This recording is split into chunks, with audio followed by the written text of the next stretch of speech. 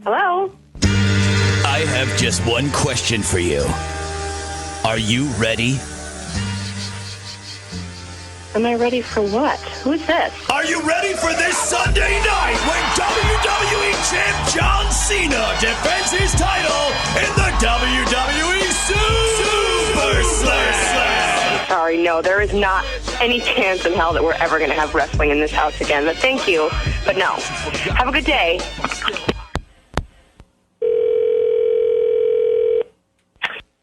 Hello?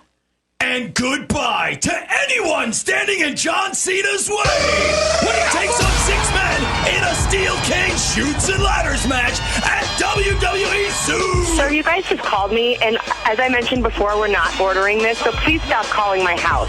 Thank you and goodbye.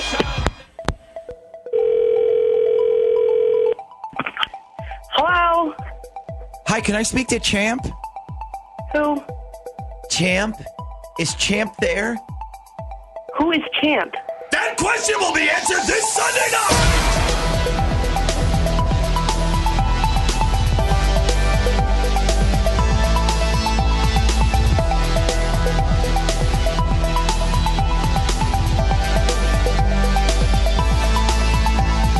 Broadcasting from Brisbane, Australia, this is The FOMO Show.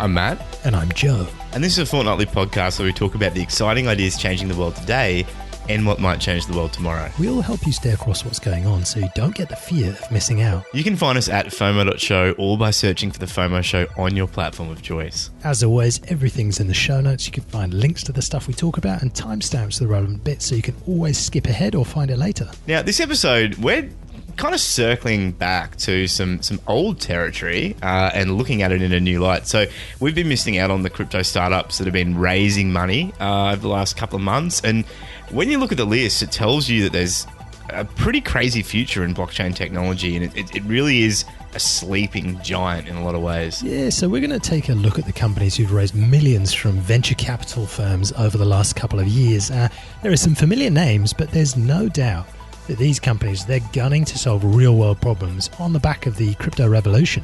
So a bit of disclosure, this podcast is not investment or any other type of advice. We're not saying you should buy anything at all. So full disclosure, we're both personally invested in different shares, funds, cryptocurrencies, and all sorts of other weird and wacky things, some of which we do talk about on this show. But if we talk about an investment product or anything else, it doesn't mean you should buy into it. So do your research, never invest more than you can afford to lose, and avoid the fear of missing out. So what have you been up to this last fortnight or so, mate? Mate, I actually handed my notice in with my current employer to come and work on the super secret project that you have been talking about for quite a while now. Yeah, you did, and I'm super pumped to have you on board. And yeah, I'm just sorry, mate. I'm just trying to think about what to ask you about. No. I think look, it's our opportunity to put a bit of a stamp into the Australian economy. So we're going to give it a go, give it our best shot, and see what we can do. I'm really keen for it. My boss was gutted. It was a really tough decision to make, to be honest, because where I'm working at the moment is really cool. So it was really tough to step away from that, but what we're working on is going to be really, really cool. So I'm super pumped. But more importantly, what have you been up to over the last couple of weeks? Yeah, well, I've been working on said super secret project as well, which is I promise we will be ready to lift the lid on very, very soon. And that's kept me pretty busy. Like it's really ramping up now. We've been making some new hires, and obviously yourself being one of them. Turning more and more from a project to fully fledged functioning business, and yeah, that's basically been my world. So I'd love to say that I've got some other exciting things that I've been doing, but for the last couple of weeks, that's pretty much been it. So are you turning it into an initial coin offering, or? Yeah, that's it. Well, so basically, we're working on it with Dan, the ICO man. It's a super secret Ponzi scheme, ICO. It's gonna revolutionize the world. Like it's a hybrid blockchain, IoT, automated smart city, Transforming. Starlink. Yeah. Just like every buzzword you can think of, it's involved in there. So Fantastic. yeah, but not really. Oh, mate. Well, keen to be talking about it more in the future. Are you certain you're private and safe online? Check out our new resource at FOMO.show/privacy. It's a great repository of our favorite tools to understand and improve your online security. Yeah, and if you're new to cryptocurrency, Bitcoin, blockchain, you can check out our Blockchain Basics series, which covers the fundamentals. It starts from episode 2, way back in the FOMO archives, and continues until episode 8. Let's go straight into the main bulk of the show. We're doing a big feature on where venture capital investment into crypto startups have gone. We're looking at the crypto projects that have raised millions that we've missed out on over the last couple of years. Just we haven't paid enough attention. It's looking like a really interesting sector. Yeah, so $23.7 billion has been raised by 3,738 blockchain companies since 2013, at least according to Outlier Ventures. And they've added that the focus is moving from purely cryptocurrency to new applications. So a lot of like layer 2, layer 3 applications and things which are kind of blending the technology into certain other areas of tech as well. So what does the overall money movement look like, and which companies have been raising money? That's what we want to dive into today. Yeah, and we're gonna look at the 2018 and 2019 deal highlights first of all. So this is from PricewaterhouseCoopers' second global crypto M&A and fundraising report, and we've got the link to that in the show notes. Yeah, they start the report off by saying, look, there was a sharp decline in deal volume and value for crypto fundraising and mergers and acquisitions in 2019. And they did some interesting comparisons between 2019 and the year before. Now, there were 18% fewer deals in fundraising and 40% fewer mergers and acquisitions in 2019 than 2018. And the fundraising dollar value from these venture capital and other investment companies, that dropped 40% from 2018 to 2019 to $2.2 billion. Yeah, and the M&A dollar value dropped a whopping 76% down to $0.5 billion, so $500 million.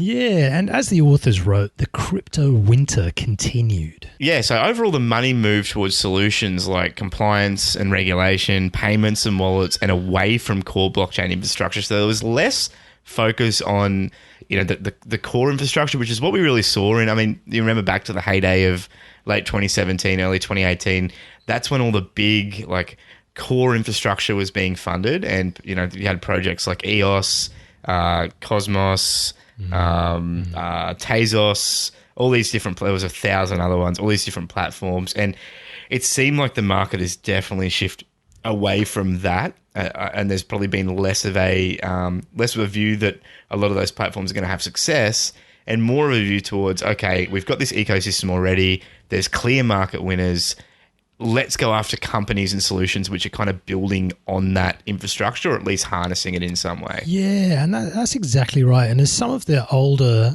crypto companies, they were actually getting more money invested as they sort of mature. There was a lot of money going into later stage companies versus not as much money going into brand new companies in the sector, which really, I guess, shows how the industry as a whole has been maturing.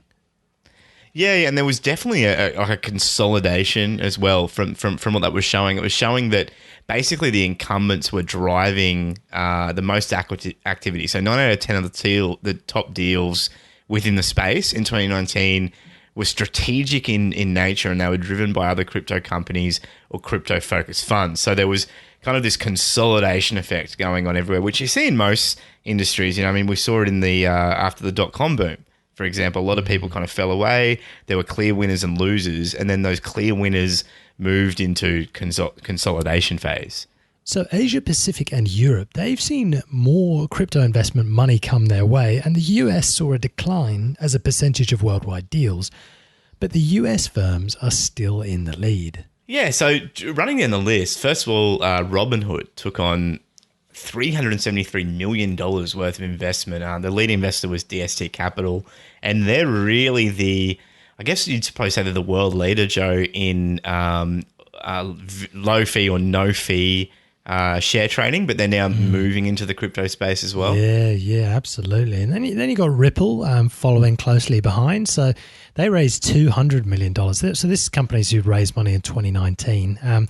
So they raised $200 million, and they're all in the payments sector. You've also got Bithumb, which is a South Korean cryptocurrency exchange, and you'll see them mentioned a lot, particularly back in the day. I remember they used to have some crazy volumes trading on Bitcoin and a whole number of the other cryptocurrencies when things were really swinging and they were shutting down for days. Anyway, they've done really well. So they've got $200 million worth of investment US in them. The ST Blockchain Fund, it was the lead investor in that. Now, the next company, really, really interesting, Figure Technologies, in two different fundraising events in 2019. They raised $168 million. Now, Figure Technologies is fantastic. It's a home finance / mortgage disruptor, and they're using blockchain technology to cut out middleman time, or to cut out all the time in the middleman in the financing a mortgage and stuff like that, and making massive efficiencies there. And it's a really cool website worth checking out, figure.com, figure.com. They've got a whole section on how the blockchain stuff works for them. Yeah, it's actually a really, really nice looking website and really nice fonts too, Joe. And I really like these fonts. But yeah, now have a look. They've got all sorts of videos, and they're doing some really interesting stuff, and obviously got a lot of money behind them now. Yeah. So it's not all just hot air. Like, there's big VC firms putting down some serious capital on this stuff. Yeah, what I find really fascinating is, firstly, how quick it is for people to get quotes on home finance and get a mortgage for their property.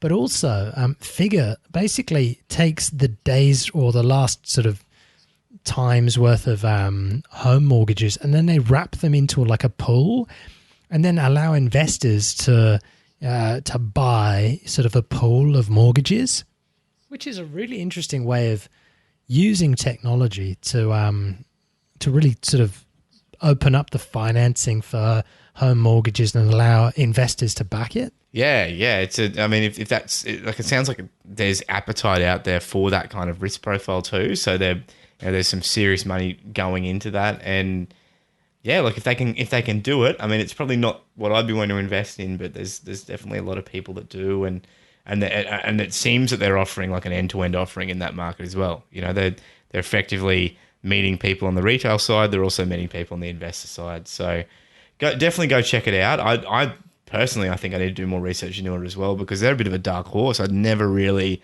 heard of them before. And you blink and they've raised $170 million US to do this. And it's a blockchain project. So interesting. It's always stand up, and I feel like if you see big VC firms getting in on stuff, it always makes you stand up and take a bit more notice. Hey. Yeah. I guess what I love is they're just blockchain is just sort of a way that they're solving a problem, and the problem is, how do you get financing for your house? And I think that's just great. Just solving an actual problem. 100%. Next one is Fnality International. Now, they raised $63 million US mainly from UBS as the lead investor. And they're a really interesting project. They're backed by a consortium of the world's biggest banks, and it's financial network infrastructure using a permission blockchain or permission blockchains for wholesale banking. So effectively banking for large businesses, basically letting big banking and finance happen entirely on chain. So that's really interesting for the sort of payments between big financial enterprises. And it's a bunch of companies, these big banking companies. You can look at the list on Wikipedia of the companies that have invested in it. There's, Santander, a bunch of huge banks.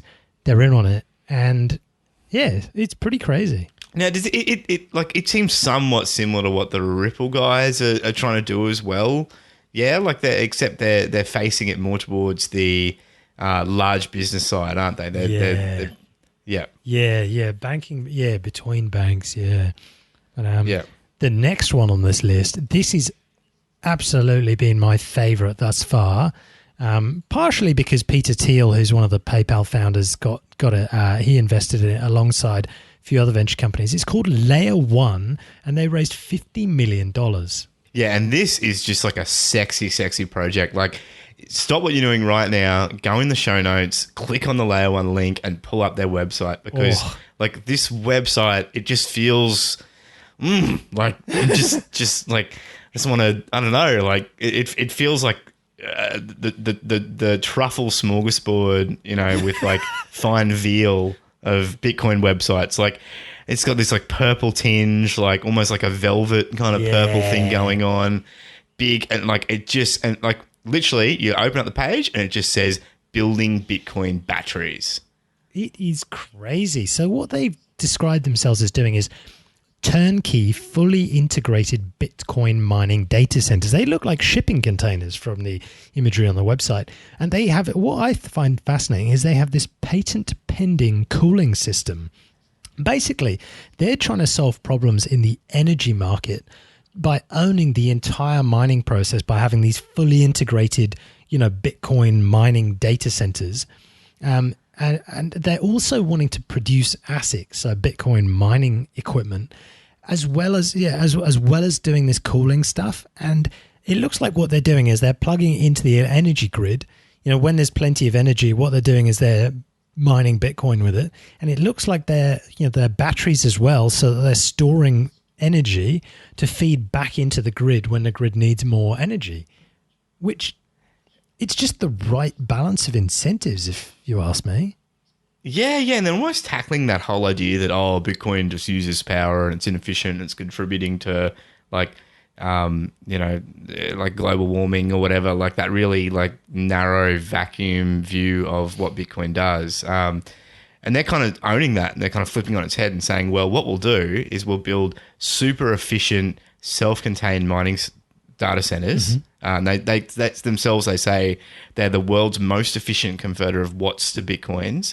And then they say because of the way they're cooling everything, and because of how they're storing it, they can release electricity during times of peak demand back to the grid, and then kind of take it in those off-peak times again. Because Bitcoin doesn't really, it's always on, and generally it's always mining, and it doesn't really work on those peaks and troughs that the energy grid does. So, from what I've gathered from what they're doing, they're effectively saying this will actually be good for the grid in a lot of ways because we're making this more efficient and we're giving back to the grid when it needs it. Yeah, so it stabilizes the energy grid and releases electricity when it needs. It's just looks really cool. So check out layer1.com. Really, really cool. Yeah. Just had a visitor. So next one is called Thundercore. Now, these guys raised $50 million. They have a very awful logo to show for it, can I say? Joe's first comment here is on our show notes is that logo is awful. But yeah, so their main investors were Zen Fund and SV Angels, as well as several others. So it was a bit more spread out, that funding round. But they're basically a high throughput blockchain and smart contract token. Now, talk to us a little bit more about that, Joe. Essentially, it's not dissimilar to Ethereum or some of these other platforms out there that do smart contracts. What they want to do is just make it really fast and working for business, for smart contracts. Now, it's got a fast consensus algorithm, apparently. And apparently, they're going to be using it for a voting system in Taipei, which is, I think that's a city in Taiwan. Who knows? Yeah. But they raised $50 million. And the logo is not great. I'm not going to lie to you. And that prevents me from looking at this at all seriously. But yeah, I don't want to throw the bathwater out with the baby. But yeah. Yeah, I'm convinced. It's hard when you look into it. It does kind of have that look of a lot of the other projects that launched 2017, 2018, wanting to kind of be the next Ethereum. They've kind of making all those same things about, they're fast, they're scalable, like they're going to be the system for tomorrow. You can build your distributed applications on the platform. Yeah, but I think you're right, mate. Like looking at that logo, it's kind of hard to get past that. They need to spend some of that money on maybe updating their logo. Yeah, so anyway. Thundercore is an actual sort of cryptocurrency as well. But yeah, it looks like they're trying to do some cool technology on it. Next one, Anchorage. They raised $40 million from blockchain capital. They're building wallets. Basically, it's designed to let institutional investors get, quote unquote, safer than cold storage custody, as well as getting more value out of the tokens that they already own, you know, with staking and airdrop functionality for big businesses. So it looks quite interesting. Yeah, I mean, and look, this is just going to become more and more important. I think I've seen a lot of different businesses kind of starting to bark up this tree about the, you know, how to, like, there's a lot of institutional guys, particularly after that Paul Tudor Jones thing, like a lot of institutional people getting into Bitcoin and they're really kind of looking for a turnkey solution to manage their storage. And it's like, because, you know, you got to store the keys for the Bitcoin somewhere, and as the value goes up, they become more and more valuable. Yeah, these guys are making a real good crack at it. You know, like it sounds like they're saying all the similar things, and it's hard to know with these ones because it only works until it doesn't. And I think a lot of it's just going to be trying to make it as easy as possible for these guys to give what institutional investors need. So yeah. What I find interesting is that they have on their website, you know, it says trusted by leading funds, and they imply that Andreessen Horowitz, Blockchain Capital, and Polychain, amongst others, trust them with some of their investments, as in using their solution to store their keys and allow them to get more out of their crypto assets that they hold. So yeah, it's an interesting custody solution. Yeah, it's a big claim too. I mean, safer than cold storage. It's a big claim. So, yeah, it'd be interesting to see what they come up with over time. Last one on the top 10 list was a platform called tZero.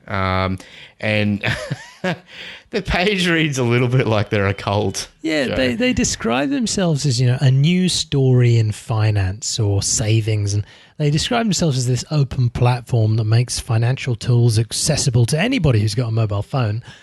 And from the looks of it, yeah, it's just a blockchain that's made for mobile users. So it takes a lot of the Ethereum concepts, you know, smart contracts, that sort of thing.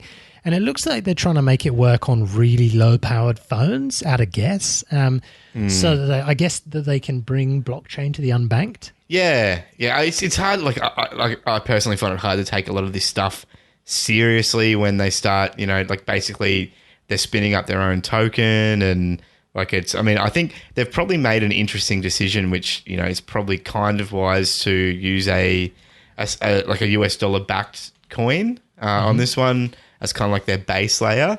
But then they've kind of spun up their own governance token as well. So I don't know. I feel like we've seen this story so many times, mate, with platforms kind of going after this, banking the unbanked, you know, being the currency in a certain area, and like we yet to see anyone do it. You know, the only thing that really seems to be doing it is Bitcoin. Yeah, I'd back that. Look, you just go on the Celo About page. The heading says prosperity for all. Oh, it's just you scroll through that page and you're like, oh my goodness, these guys, like there's not enough Kool-Aid for the size of the team. Yeah. But they could, honestly, they could be changing banking and banking the unbanked and, you know, freeing, you know, starving societies, but I can't take it seriously from the website. Yeah, mate. Yeah, I mean, good on them though. They've got 30 mil out of investors, so like, yeah, someone somewhere has done some great selling. Geez, they've got a massive team. Holy crap! Look at all these people.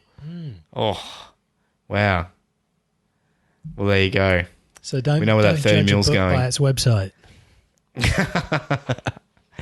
Look at all these people doing all these interesting things. Have you seen the descriptions under each person? Yeah, I know. Yeah, it just keeps going. Yeah. Well, yes, okay. So Andreessen and Horowitz are backing them. They pay somebody who invests, Reid Hoffman, who reflects on Coinbase. life's mysteries. Jack Dorsey. Wow.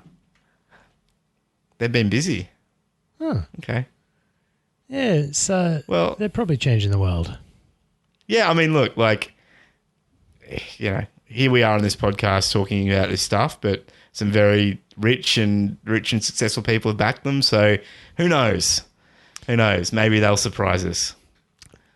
Maybe they will build a financial system that creates the conditions for prosperity for everyone. Yeah, money for all of us. Lovely. Although it is weird, like there's a Ferrari on their video. Ferraris Anyway. for all. Anyway, yeah, you're right.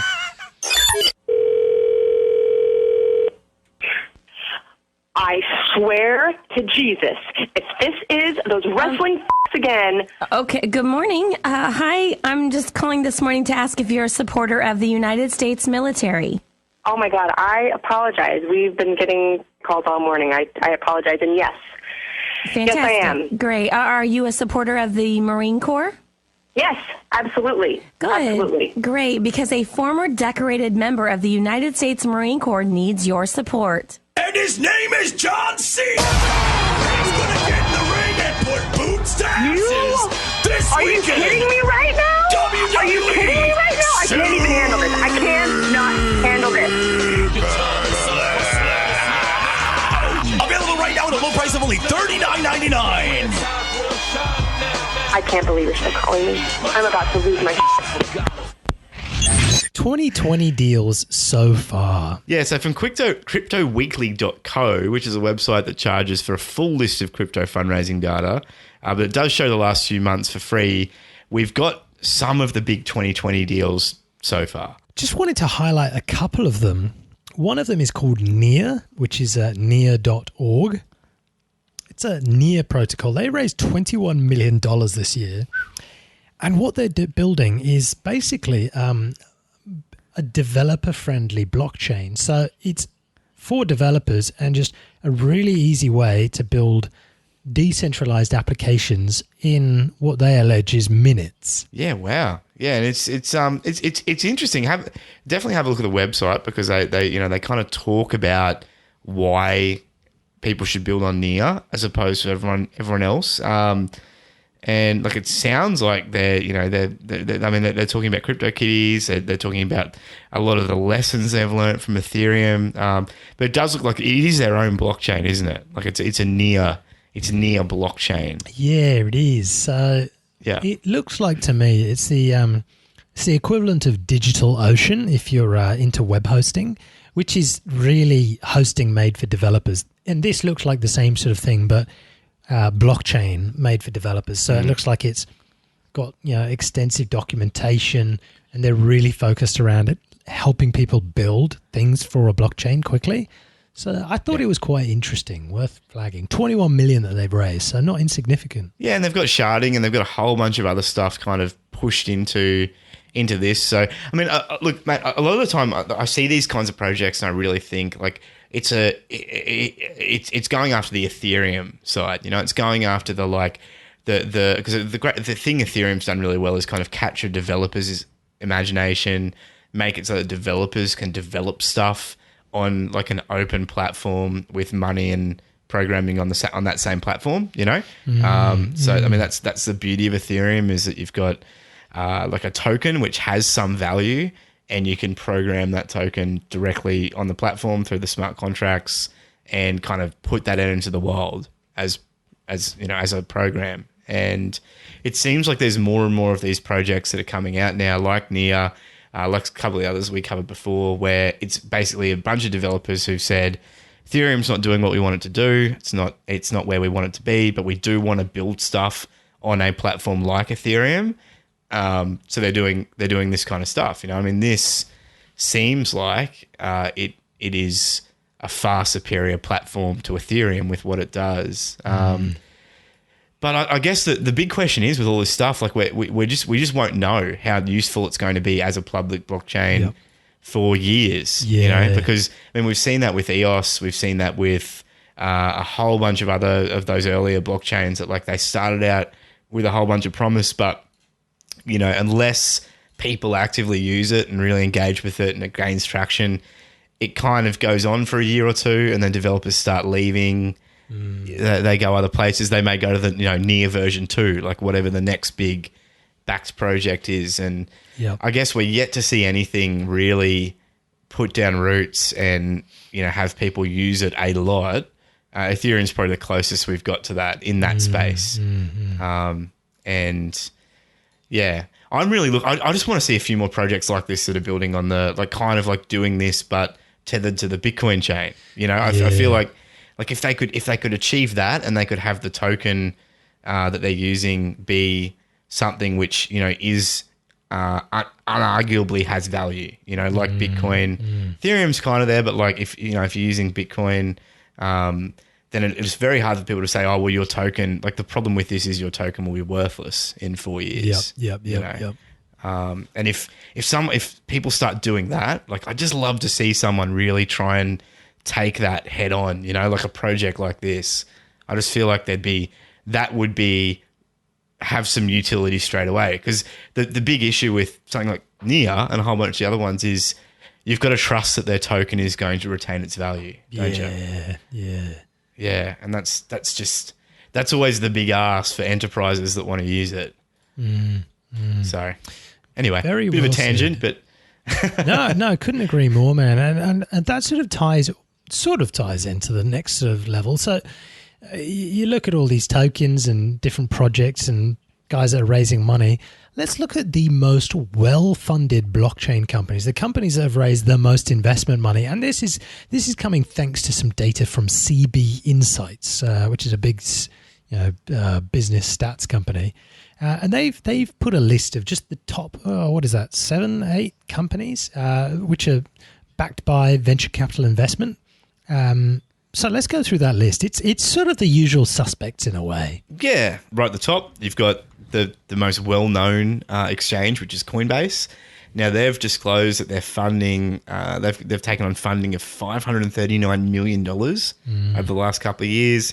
They've got Andreessen Horowitz, DFJ Growth Fund, Union Square Ventures, Battery Ventures, a whole bunch of other people behind them, and they've raised a lot of money for that. Yeah, so interestingly, the behemoth last week launched Rosetta, which is an open source specification and set of tools that makes integrating with blockchain simpler, faster, and more reliable. So they've made sort of a tool set for developers to be able to build their blockchain into something that exchanges like Coinbase and others can read and can work with, which is really interesting. In their press release, they said, for developers of new blockchain projects, the Rosetta interface makes it easier to ensure compatibility with exchanges that use Rosetta and can dramatically speed up time it takes for exchanges to integrate with new blockchains and protect customer funds by ensuring that all their preconditions are effectively met. And for regular developers, it just makes it easier to build cross-blockchain applications, block explorers, wallets, decentralized applications. Instead of having to write something custom, you can use Rosetta to sort of help parse and understand your blockchain. So it standardizes blockchain formats. Yeah, and it seems like what they're effectively trying to do is cut down on all the work that they have to do to get these things on their platform. Because, I mean, they're a bit faster at it now, but I remember, back when it was just Bitcoin and Ethereum on the platform, it seemed like they just took so long to add anything else to Coinbase, even though they said that they were going to. And I think a lot of that was just because they needed to make it work. So this seems to be kind of like a help us, help you kind of thing with, we'll make it easier for you to get on Coinbase, because that, I think, for a lot of projects unlocks value. And gives them access to a really liquid market. And for Coinbase, it means that they don't have to do all the work trying to standardize these things and get them into a stage where they can be put on Coinbase. They're already there. It's just a set of standards, effectively. Yeah, and the next company on this list of most well-funded blockchain companies was Bitmain, which is the mining giant who've raised almost $500 million as well. Yeah, and they had the Antminer, which everyone kind of knows is one of the the primary ways to mine Bitcoin. You'll see these in all the big Bitcoin data centers. They'll just be packed full of these Ant miners or something similar. They also run a pool which does quite similar, and then BTC.com as well is their main pool they do with that. But they're looking at a whole bunch of other stuff. I mean, Bitmain and a bunch of the other guys that are kind of in that space are looking for more efficient ways to do things. And they've got all this processing power that is getting used for Bitcoin, but they want to start using it in other ways as well. Yeah. So, Well, aren't they using it for artificial intelligence or something like that as well? yeah. They got. I'm pretty sure they got a pretty big AI project now to really start to take advantage of just the massive amounts of processing power they have. Wow, that's nuts. Next company on the list, definitely under my radar. They raised $324 million US. tZero is the name of it. I'd never heard of them till we started doing the research for this program. It's a quote-unquote blockchain-based platform for capital markets. It's a majority-owned subsidiary of Overstock.com, which is a US internet retailer, if I'm correct. Yeah, I think it is. I like it's weird to see them pop up here with this, but effectively it's a crypto wallet app. But more interestingly, tZero ATS, which is an alternative trading system, is a platform that lets you trade digital securities, which they describe as traditional types of securities such as equities or bonds, enhanced using the benefits of blockchain and smart contract technology without compromising traditional regulatory compliance and investor protections. So it sounds like they've kind of baked a lot of that regulatory requirements directly into the contracts. Yeah, and that's pretty nuts because Overstock's a pretty big company, and it's fantastic they're building this sort of. That's almost a company that that whole alternative trading system. You'd expect that somebody like a stock exchange would actually build something like that, but no, it's an internet retailer that built it. So pretty crazy. You'll probably see them licensing to a lot of the stock exchanges later on, I reckon. Watch that space. Another that we've never heard of is a Chinese company called Hyperchain, and they've raised $249 million, and I don't know if we really know what they do. I have no idea either. I had a look at the website, but yeah, I saw it was about I had no idea. Maybe they're running a blockchain over the high-speed electric train network in China. It's not a bad idea. Maybe they're, capitalizing on the power running through that, some synergies and some... Oh, stop it. Yeah. Yes. They describe themselves as world-leading enterprise-level blockchain platforms, so we'll leave it at that. We've never had one of them before. But no, so a familiar face is next up, Circle. So they've got about the same amount raised as Hyperchain, which is a bit bizarre. They run the US dollar stablecoin, USDC, and they operate payment technology, which they describe as programmable dollars for your internet business. And they're really, really well known. They bought the Poloniex exchange. They were rumored to be aiming to make it the US's first regulated crypto exchange. Now, the next one that's really worth talking about is Bakkt. Now, by July 2019, they'd raised $200 million, but this year, Microsoft and a number of other companies have invested another $300 million. So they're up at Coinbase size, and Bakkt is it's run by the Intercontinental Exchange Group. They own the New York Stock Exchange, and they're looking to make a huge splash in the crypto markets. Yeah, so they started with crypto storage and custody, and that's kind of, I think we covered them a fair bit back when they were doing that. That's what they started making waves in. Then they moved into trading and Bitcoin futures. And you remember like the Bakkt Bitcoin future was like the big thing and everyone was kind of waiting for it. But now they're kind of like moving to another vertical and they're building an app for regular people like you and I.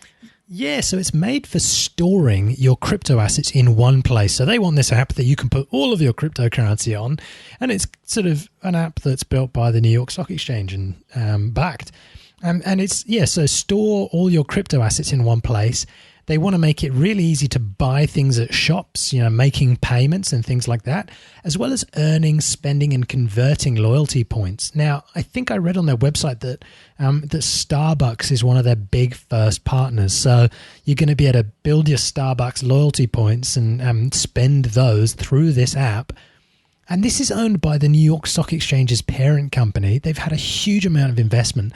And I think what they really want to do is make digital stuff tradable, storable, and I don't know, earnable. I'm just making up words here, but you look at their website, it's really exciting where this is going.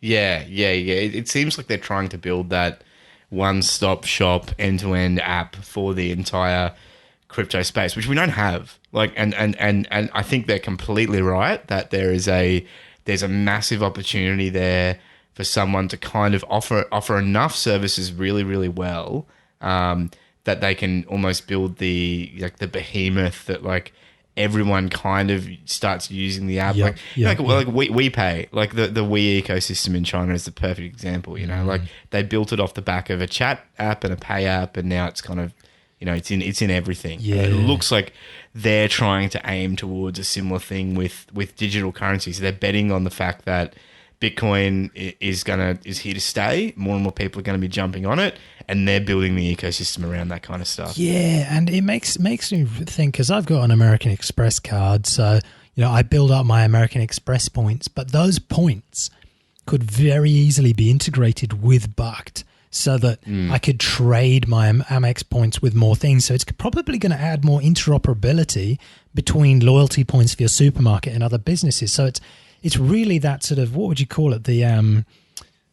Not the liquidity. It's making it easier to move digital points between places. Yeah, I think liquidity is probably the right word. Like it's basically giving your fungibility. Like it's giving your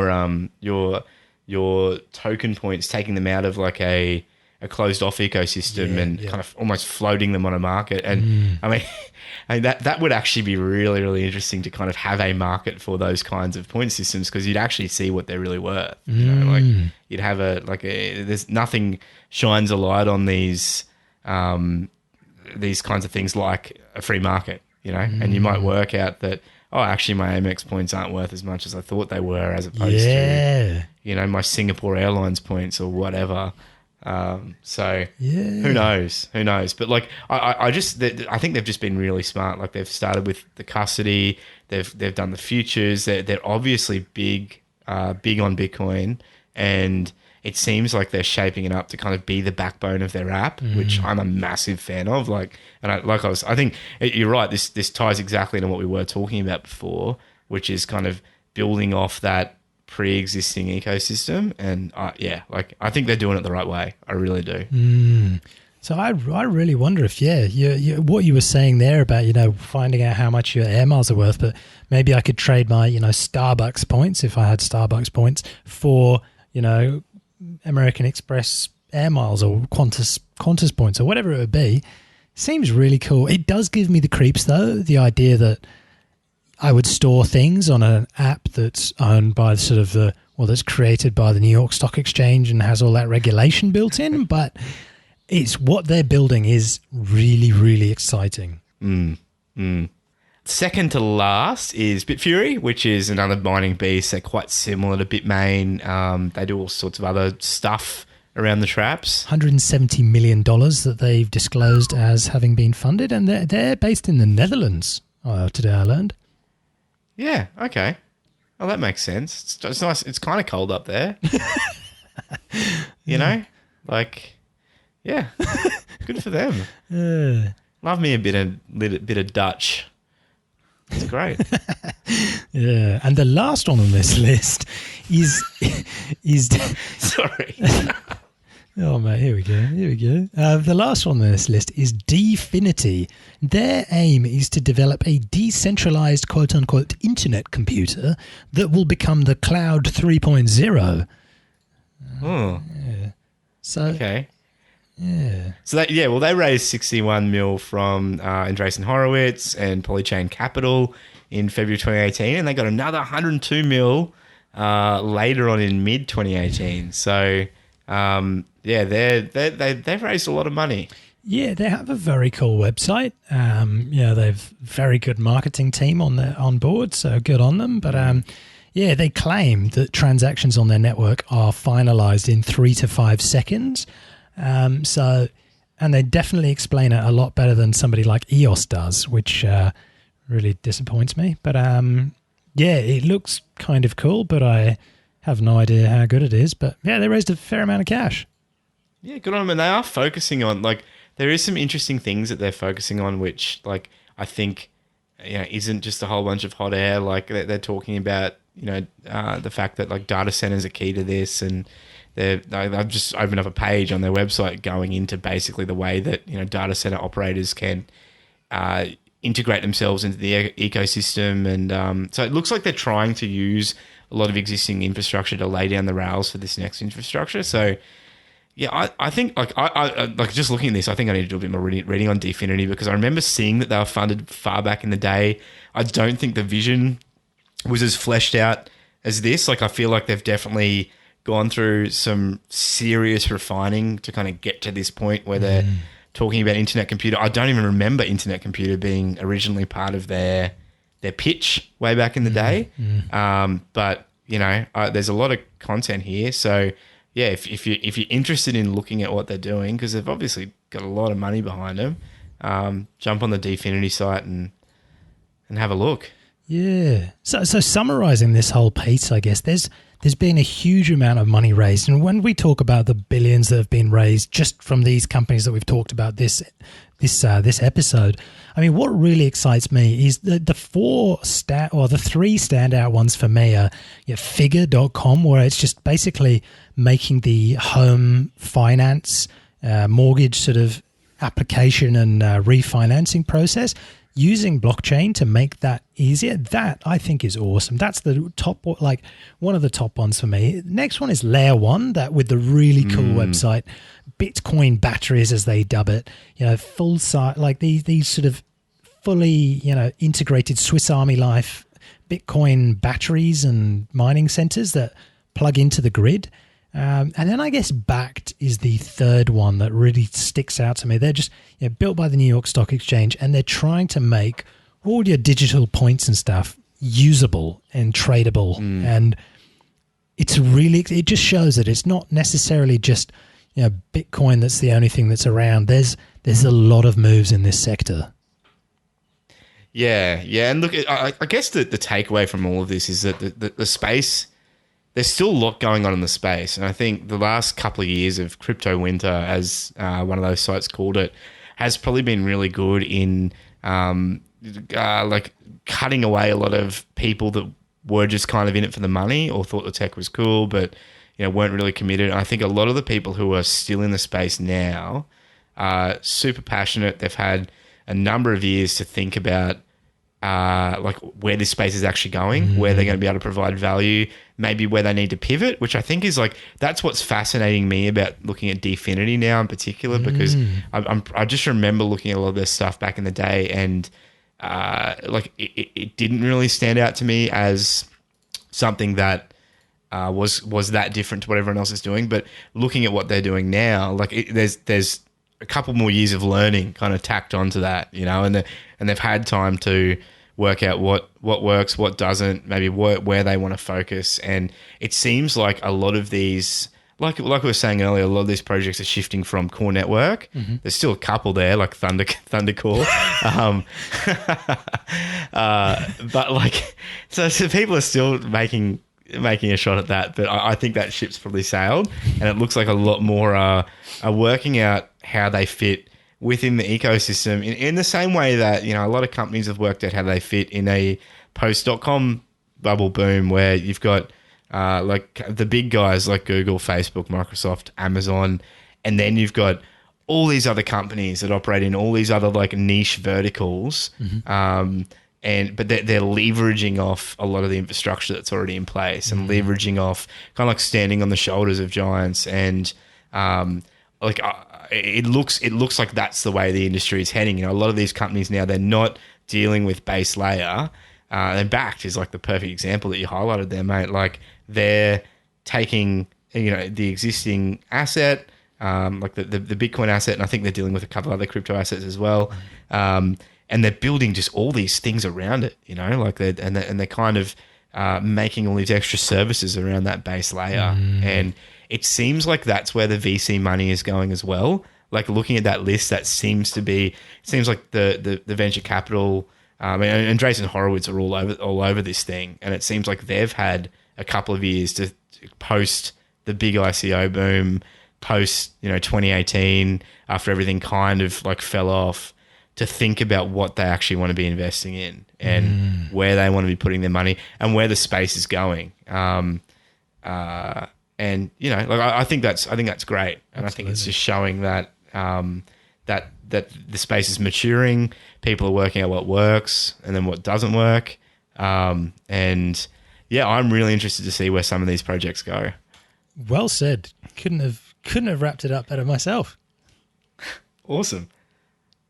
So we that's kind of the VC side of things, and we've made a real conscious decision not to go into everything this episode. Like what we're probably going to do now, whether it's next episode or over the next few months, is we're probably going to dip our toes in some of the other areas as well.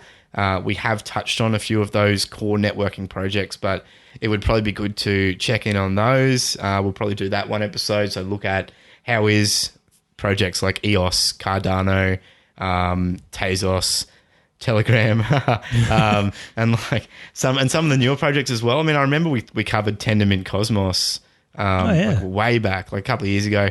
They seem to be kicking all sorts of goals now, just from what I've been seeing, with the amount of development activity and a few other things. So we might check in on those on one episode, and then the other one too is like the enterprise blockchain stuff, because I remember like we covered that early, and then we kind of cooled on it a bit and just said let's wait and see. And now now's probably a good time to check in on some of that as well, like IBM's Food Trust, for example, because that was running on Hyperledger, wasn't it? Yeah. And it seems like, again, like, a lot of those projects have kind of they're quite happy now just to use Hyperledger, Corda, all those base things. But it'd be cool to see, like, has there actually been the adoption that they said there'd be? Are people actually getting value out of it? And if so, which systems are working, which aren't? So we might do another feature on that too sometime soon. But yeah, I mean, it's always really interesting to see where the VC money's going in a lot of this. So. Know someone might enjoy this? Please feel free to share it with them. You can find us at FOMO.show. You can jump on our Telegram at FOMO.show/Telegram. You can follow us on Twitter at _FOMO_show. And on YouTube at FOMO.show/YouTube. That's it for us here at the FOMO Show. Oh, sorry. That's it for us here at the FOMO Show. Thank you so much for joining us. If you like our show, why not leave us a rating in your podcast player and subscribe in your podcast app of choice or via our YouTube channel. I'm Matt. And I'm Joe. And as always, remember, no FOMO.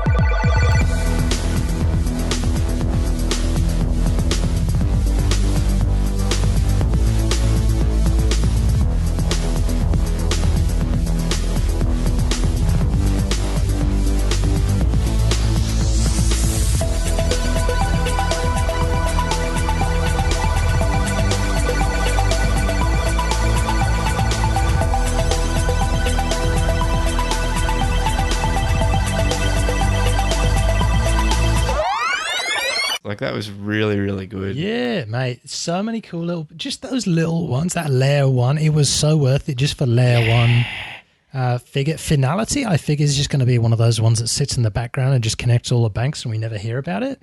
But it's just interesting to know that it is there, it is out there, it's being used, and it's not this, massive, thunderous applause. It's just plodding on in the background. Yeah, man. Like, there's just it's a lot of cool stuff. And some stuff that I'm not like, even that near one, man. Like, I was just looking through it and I was like, it's like, another like proof of stake public blockchain doing things that Ethereum hasn't done. But then I was like, I don't know, I feel like there's definitely must be a market for it, and there's devs definitely want to use something.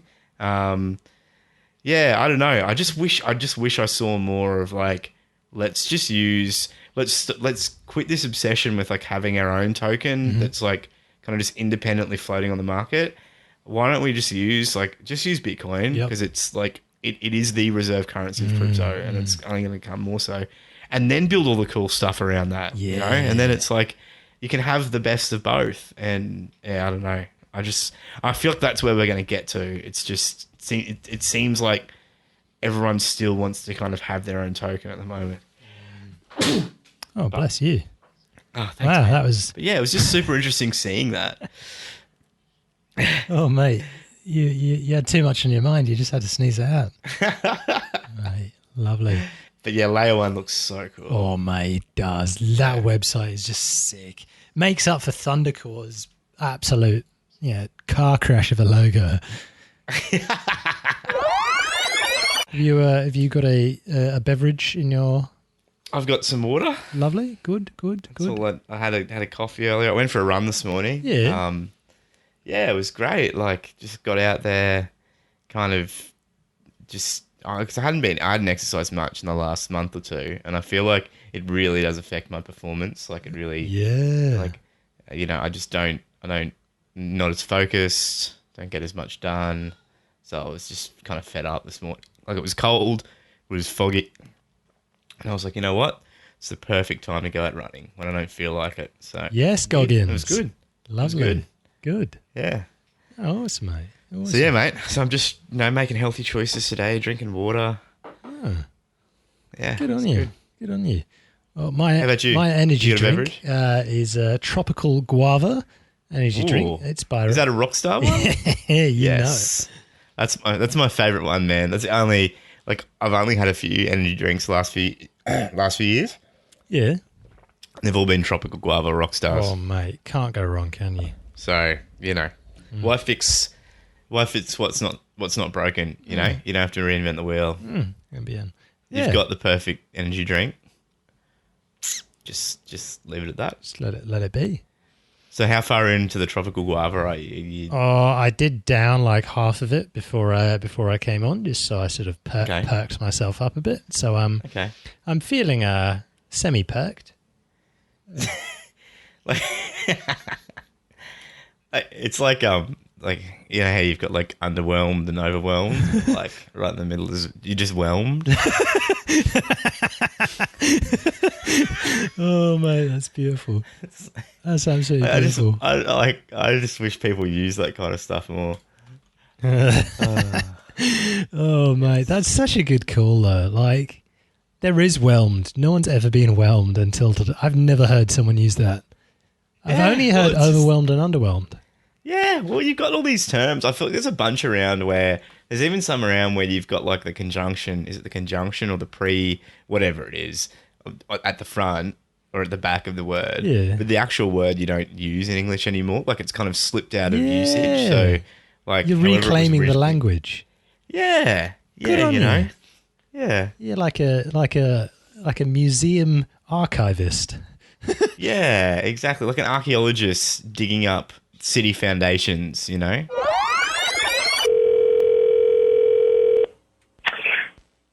I swear I'm about to call the police. Hello. You have a collect call from John Cena! Will you accept the charges? Oh, your mother.